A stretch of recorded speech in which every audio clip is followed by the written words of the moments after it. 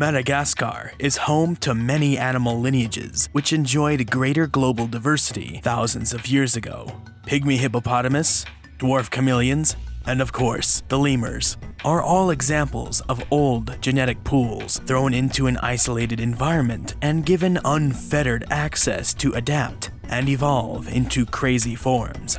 Madagascar has been this way before humans and before the mastodon. Madagascar has been a land of the lost for 88 million years. The dinosaurian fauna which had colonized this piece of continental crust before it separated from India and the Seychelles were commonplace throughout much of the southern continents. Ceratosaurs and allosaurs were everywhere, and so were croc relatives, sauropods, stegosaurs, and their ilk. Once Madagascar split away from the other continents, it molded the genes of its biological hitchhikers into quite bizarre forms found nowhere else, even if they belonged to the same groups. Abelisaurs became short-legged and extremely elongate. Frogs engorged to record sizes. The titanic sauropods shrank. A group of hornless, tiny-armed ceratosaurs brandished mouths of Swiss Army knife teeth. And croc derivatives took to colonizing the land in every way they could. In no genus is this separation from the norm of the mainland continents more prevalent than the tiny, pudgy, short-skulled Simosuchus.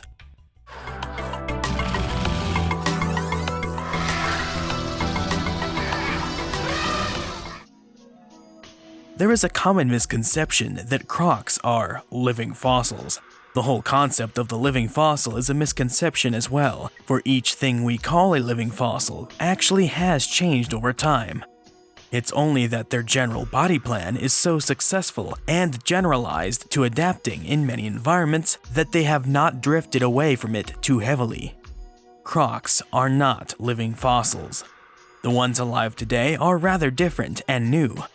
Drastic differences exist between the skulls of modern species, but more subtle differences exist in their limb lengths, color, amount of osteoderms, and much more. They all derive from an ancestor which was also rather croc-like and was an amphibious, short-limbed tail swisher. They were never under the type of pressure that would drastically remodel their entire genome to produce a completely different body form. This cannot be said for the cousins of the modern crocs. Where there's smoke, there's fire. Discovery.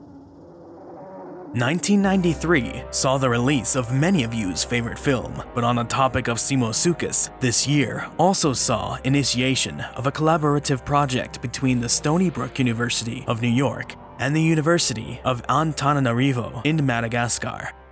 This project was called the Mahajanga Basin Project and was tasked with broadening the scope of known Mesozoic fauna of Madagascar. The first specimen, known as a holotype of Simosuchus, was uncovered during this project. The remains were described in 2000. What they had to work with was quite a neat specimen. Cut in half, the front end of this creature presented a mass pile of hard bony osteoderms and the bones which made up the skull, arms, shoulders, and chest. 3 more specimens of different conditions were found later and described in 2010. Now totaling 4 specimens, nearly the entire skeleton is known. This was a very weird creature. Putting the puzzle back together, biology. Let's bring in Mr. Man from Animal Planet's The Most Extreme to get a better idea of how big Simosuchus was. Based on available specimens, Simosuchus is estimated to have reached around 3 feet, or 1 meter in length. As it is small but hefty, it may have also weighed in around 25 to 50 pounds, depending on size and age. One of the most obvious features of Simosuchus is its skull. This animal had a shovel-shaped, blunt-edged, deep skull, unlike all modern crocs. This is why it got its name, which means pug croc in Latin. This skull is bizarre for a bunch of other reasons too. As you can see, the teeth are quite unusual for a croc. Here's a diagram showing a 2-dimensional representation of the curved tooth row. The teeth at the front of the jaws are leaf or clover-shaped in both lower and upper jaws. These are the type of teeth you usually find between the lips of herbivorous animals. The 2000 description of the first specimen compared Simosuchus teeth to modern herbivorous iguanian lizards, as well as extinct animals which have been inferred to be herbivorous, including ornithischian dinosaurs, a brachiosaur reptile, and a fish. That basically settles a generalized hypothesis that these teeth were used for eating plants. This little croc was predominantly an herbivore. The teeth at the very front of the jaw, a bone called the premaxilla, have a crown in the center which is taller than the rest, with two side crowns creating a three-pronged maple leaf-style tooth. Teeth in the rest of the jaw become more uniform. The spiky crowns become the same length and are attached to a horizontal pillar or bar. This tooth was probably equivalent to a processing tooth or a molar. Since the teeth didn't go all the way back to the end of the jaws, this might mean it was not a super specialized herbivore. No big molars all the way in the back of the mouth means it wasn't chewing things up into pulp for efficient digestion. The sauropod dinosaurs used this type of technique. They had needle-shaped teeth only at the very front of their mouths, and they used them to strip branches of foliage before swallowing them whole. Unlike the sauropods, Simosuchus has teeth that do go past the very front of the jaws, just not to the extent of mammals. This means it was more than just occasionally eating plants. The top entree on its menu was probably salad. Perhaps it supplemented this with some insects or small animals every now and then, as it wasn't super adapted to greenery yet. More recent relatives may be found even more adapted to consuming plants. A big difference between dino skulls and croc skulls is texture. Croc skulls have rough textures, creating a complex canvas of cracks on the face. Dino skulls are mostly smooth. Most have holes called foramina, which housed blood vessels and nerves, supplying the faces with blood, nutrition, and a sensitivity to touch or vibrations. As though a combination of dino and croc features, the Simosuchus skull has a lot of sculpted rugose cracks like a croc, but they are completely absent on the jaw bones. The jaws are rather smooth and pockmarked with a handful of foramina holes. According to Dr. Mark Witten and Dr. Ashley Morhart, there are a few characteristics within the face bones of animals which may indicate presence of extraoral tissues. Extraoral tissues cover a wide variety of structures, anything from the intricately muscled lips of mammals to the tight seal of a lizard. The size, amount, and placement of foramina within the jaws, as well as the texture of the outside of the bone itself, are all factors. The less holes there are, and the smoother the bone, the more likely it is for there to be extraoral tissues present. This is evident in crocs which have extremely rugose skulls and hundreds of holes throughout the skull. They have next to no extraoral tissues or lips. I'm going out on a limb here and speculating Simosuchus may have had extraoral tissues too. The top side of the skull is extremely rugose, like most crocs, but it's the premaxillae, maxillae, and the upper portion of the lower jaw which are much smoother than the rugose parts of the skull. Look at this part of the jaws. There are a good 10 to visible holes pockmarking the bone. These holes are present in both the upper jaws and the lower jaws. This is what Simosuchus may have looked like if it indeed had extraoral tissue, creating a watertight seal over the mouth. These lips are not the lips of a mammal, nor a lizard. Something altogether different. They serve to hold in moisture, to protect from abrasion, and to hold food within the mouth. The head is not the only weird part of this animal. The head of Simosuchus attaches to its body in an unusual manner. The connection of the skull to the vertebrae was oriented at a 30 to 40 degree angle downwards. This means the critter's neck attached to the skull from below and not from the back. The head was likely held slightly downwards, but mostly vertical. The neck bones suggest it would have had rather large neck and shoulder muscles. The blades of bone sticking out of the vertebrae made the neck more rigid than other crocs. These bones were large enough to hold a lot of muscle. These muscles and the shape of the head suggested to the guys who first described the holotype back in 2000 that it may have been a burrower. They reasoned the shovel-shaped skull, how compact it was, and the angle at which it was held, coupled with the relatively short legs, robust body, and rigidity of the spine, meant it was more adapted to shovel with its head and torso than to scrape burrows with its claws. Believe it or not, modern crocs are great burrowers. They will often carve out a cozy little burrow to escape extreme heat or long periods of drought. Since these crocs are not specialized to a burrowing lifestyle, they don't have any anatomical adaptations for this. The croc does as a croc do, and uses its claws, feet, and snout to move dirt. This means pretty much any croc can burrow, even if they don't have specializations to do so. They just don't do it all the time. That being said, when all 4 Simosuchus specimens were analyzed in 2010, the researchers found that Simosuchus was not super specifically adapted to a burrowing lifestyle. It obviously had some adaptations which would have made it better at burrowing than modern crocs, so it may have done this more than modern crocs, but still lived on the surface much of the time. To that point, Simosuchus also had relatively short legs. Though they still retained some length similar to its relatives, they were definitely evolving into a shorter, more robust state. Aside from the weird head and the overall shortness of the animal, the next really big thing, which has been screaming at me this whole time, is the suit of armor. Simosuchus looks like an angry pinecone. Compiling all the data from all 4 specimens, it's extremely clear this croc was covered from head to toe in a heavy bodysuit of bone armor called osteoderms. To refresh, osteoderms are little pieces of bone which rest within the skin. They act as armor and are usually covered by a molded sheath of keratin sticking out of the skin. This body armor shielded the top and bottom of the tail, the belly, the back, the neck, the outside of the thigh, calf, upper arm, and bicep. Armor is concentrated in these regions in a way similar to the protective equipment used when skating or kneeling. These shells were loosely locked together to allow some form of flexibility, but overall restricted the animal's movements. The vertebral spines and those spines which latch vertebrae together along the spinal column are very long and strongly interlocked. These locked spines, together with the rigid body armor, worked to essentially harden Simosuchus so it couldn't easily flex its body side to side as easily as aquatic or semi-aquatic crocs. Crocs which need to spend a lot of time in the water also need to easily flex their bodies side to side in tight serpentine arcs to swim better. This fits in with how tight their tails need to be to swish back and forth to propel themselves through water. Just one more thing setting little Simosuchus apart from modern crocs is its tail. It's very short.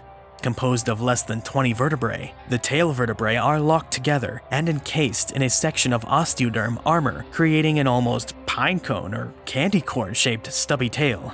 It didn't need a long flat tail like a modern crocodile because it probably wasn't one for taking a dip in the streams of Madagascar. If the suit of armor of Simosuchus and the bones in its spine all worked to keep the animal's body stiff and unable to flex, this must mean it was mostly, if not completely, terrestrial.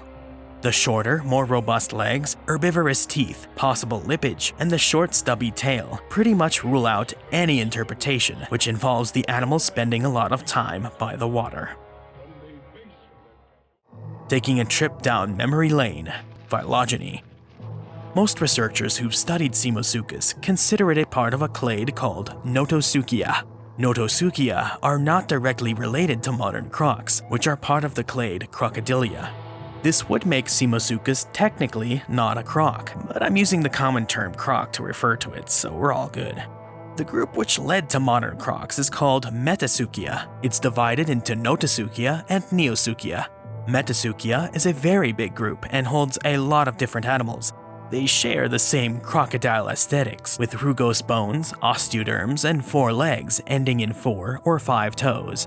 Neosuchia gave rise to a bunch of crocodile-like animals which developed the stereotypical crocodile body shape. Eventually, this group also developed into Crocodilia, which is the clade containing all living crocs.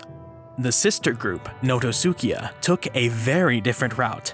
Instead of turning to the water's edge, or the oceans, the Notosuchians relinquished their water-loving ways and developed near or full terrestriality. Long legs held directly under the body like a dinosaur or mammal, blunt claws used for grasping the ground, and shorter, robust snouts for grasping land prey or land plants, all helped them succeed among the dinosaurs of South America, Africa, and parts of Europe.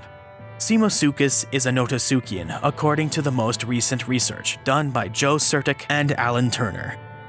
Their tests figured Simosuchus as the closest relative to Libycosuchus of Egypt. Fun fact about Libycosuchus, it was one of the only fossils found by Stromer that did not get blown up in the museum with the Allied bombing raid. RIP Spinosaurus. The presence of Simosuchus in Madagascar is proof these types of crocs came to Madagascar through Africa after they had dispersed from South America. It's hard to make a living. Environment. All Simosuchus remains were uncovered from the Maiia Formation. An exact time on this layer is tricky. No one has done a radiometric date test on it. It has been estimated to be of late Cretaceous age, and there are a few pieces of evidence that makes this estimation more than just guesswork. The rocks at the top of this layer preserve a magnetic reversal. That is, the rocks at the top of this formation preserve metals in a direction different from magnetic poles of today. This means the poles shifted from a position before this layer existed to the time this layer was laid down. The closest reversal to the late Cretaceous time frame estimated for the Maiia Formation is one that occurred 65.8 million years ago. This means the top of this layer of rock has to be, at most, 65.8 million years old. This makes the layer below it tentatively of Maastrichtian age. This time frame saw the KT mass extinction at 66 million years ago, and this means all of the fauna preserved in the Maiia Formation were also present at the end of the age of the dinosaurs, which places Simosuchus at the tail end of the Mesozoic. So, what was Madagascar like at this time? The rocks give us our answer. The rocks preserve evidence of parched, dryland soils in the form of coarse-grained sandstones and dunes, as well as impressions where roots used to be and calcium carbonate residues which were left when water dried up. Seasonal flooding occurred throughout the many thousands or millions of years of this layer of rock. Fine-grained sand deposits were also found, but with less frequency, which means water carried the tiny grains of sand through the region only occasionally, which is consistent with seasonal flooding. The paleomagnetic data also suggests Madagascar was located in a more northerly position as it was drifting towards the equator. All of this tells us this place was a bit drier than it is today, saw monsoons during part of the year, and probably had widely spaced forests intermixed with more open, sandier areas. In this environment, it is probable to think Simosuchus utilized its heavily reinforced anatomy to push and claw itself a snug burrow to escape the dry season. Perhaps, like modern crocs, it hibernated or estivated for a period of time. Unlike modern crocs, it may have made its burrow a more permanent hideout from predators like the tiny-legged, tiny-armed, sausage-shaped Majungasaurus, which prowled the forests. Mashikasaurus, the zipper-mouthed noasaurid theropod, was also present in this ecosystem. It was large enough to present a threat to the pug croc, but its armor was probably too thick for the theropod to bite through. It's possible Simosuchus also adapted such strong, rigid armor as an anti-predator defense. Not even the underside was unarmored. Closer in size to Simosuchus was Beelzebufo, the largest frog to ever live. This giant, distant relative to today's horned frogs may have grown to 16 inches, 40 centimeters. Though I seriously doubt it could fit Simosuchus in its mouth, that wouldn't have stopped it from trying if modern frogs are anything to go by. Sauropods like Rapetosaurus were the largest terrestrial animals on the island continent and presented a clear hazard for Simosuchus if it got caught underfoot. Wouldn't want to become road pizza. Simosuchus is the first and only example of a croc which dined almost exclusively on veg. Why is this? No one knows for sure. There was something about the ecosystems of Cretaceous Madagascar which allowed for another small-bodied herbivore to thrive despite the presence of other herbivores. There's a distinct lack of other herbivore lineages so far uncovered from the rocks of Madagascar. There may be evidence of a stegosaur, but overall, no ceratopsians, therizinosaurs, oviraptorosaurs, or ornithopods. A newly described mammal, Adalatherium, was roughly the same size and similar in shape to Simosuchus, a rotund, barrel-bodied Gondwanatherian mammal with a skull packed with teeth meant for shearing through vegetation. Might this mean Madagascar was even more of a lost world of bizarre beasts than could ever be imagined? Guess we'll have to wait and see. Maybe you'll be the next volunteer or intern to go with the Denver Museum crew to the dry forests of Madagascar to help uncover more mysteries.